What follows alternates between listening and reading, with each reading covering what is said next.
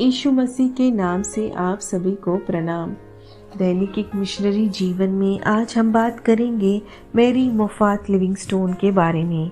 इनका जन्म 12 अप्रैल 1821 में हुआ था। इनका मृत्यु 27 अप्रैल 1862 में हुआ था।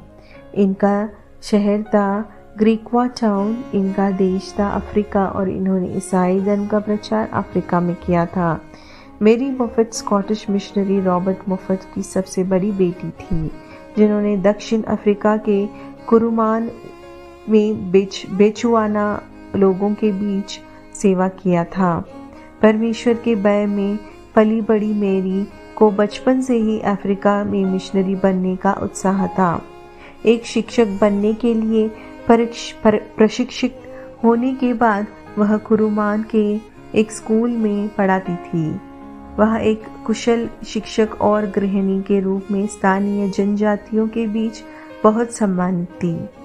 सन 1845 में मेरी ने स्कॉटिश मेडिकल मिशनरी और अफ्रीका के खोजकर्ता डेविड लिविंगस्टोन से शादी की। मेरी अपने पति के मिशनरी काम के लिए पूरी तरह से समर्पित होकर उनके सभी प्रयासों में महत्वपूर्ण सहायता का एक स्तंभ बन गई थी। अपने पहले सुसमाचार मिशन पर मेरी अपने पति के साथ मबोत्सा नामक एक गांव में गई, जो शेरों से आतंकित था।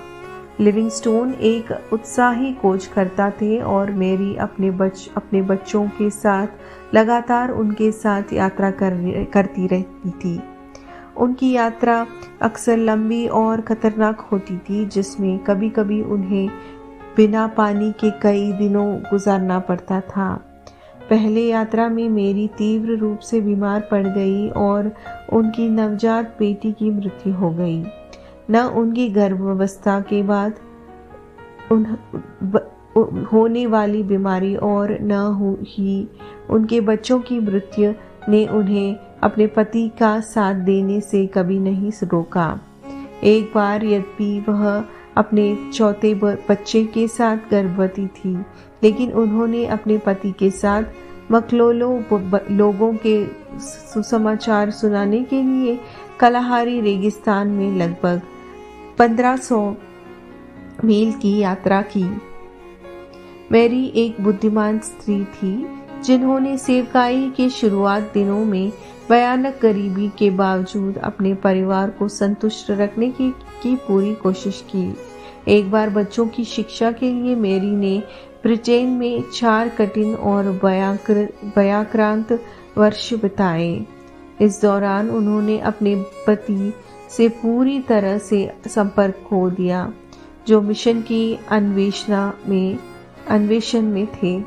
उन्होंने अपनी शादी में अकेलेपन और असंख्य कठिनाइयों को सहन किया, फिर भी कभी शिकायत नहीं की।